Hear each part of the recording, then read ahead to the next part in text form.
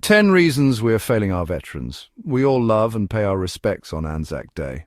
But what about the other 364 days? So grab a cuppa and let's unpack this, shall we?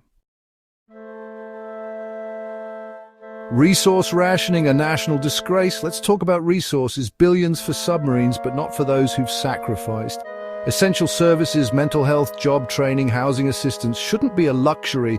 It's not just stingy, it's disrespectful. The silent struggle, mental health in the military. There's still this stigma around mental health in the military. This idea that admitting you're struggling is a sign of weakness. Serving your country takes strength, but so does asking for help. It's time to treat mental health with the same seriousness as any other injury. Bureaucracy, the ultimate battlefield. Imagine this. You've served your country, and now you need to access the benefits you were promised. Navigating a labyrinthine system of paperwork, waiting on hold for hours. We're making them jump through hoops just to get the basic support they deserve. It's a bloody disgrace. Healthcare hurdles. Next up, healthcare. Australia has a decent healthcare system, right? Tell that to a veteran waiting months to see a specialist. Veterans deserve timely, quality healthcare, including specialized services. From battlefield to boardroom. Transitioning from military to civilian life is tough enough without the added pressure of finding a job. Imagine having years of experience, discipline, and leadership skills, but your resume reads like a foreign language. We need to recognize and value the skills veterans bring to the table. Homelessness, a national shame. It's a tragedy that in a wealthy country like Australia, veterans sleep rough on the streets.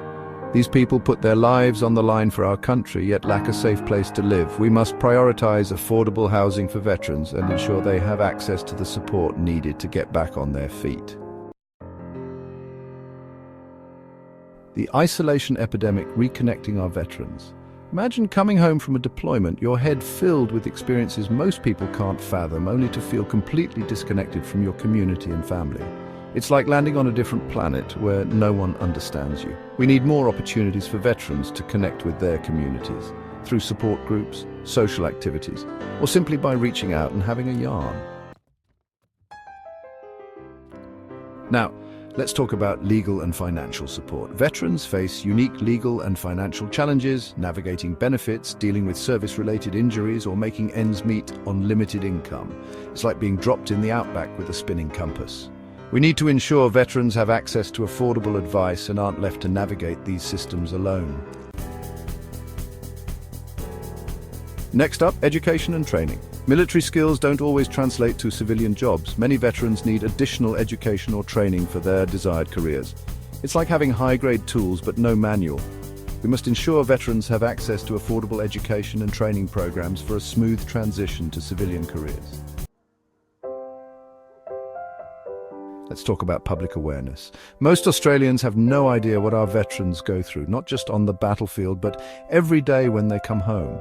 We need to educate ourselves about their challenges and start a national conversation on how to support them. These are the people who've put their lives on the line for our freedom. The least we can do is be there for them. These are just a few issues that need addressing to better support our servicemen and women. It's about real, tangible action, ensuring they receive the respect, support, and opportunities they deserve. Buy them a Lamington and share your stories in the comments below. Together we can make a difference.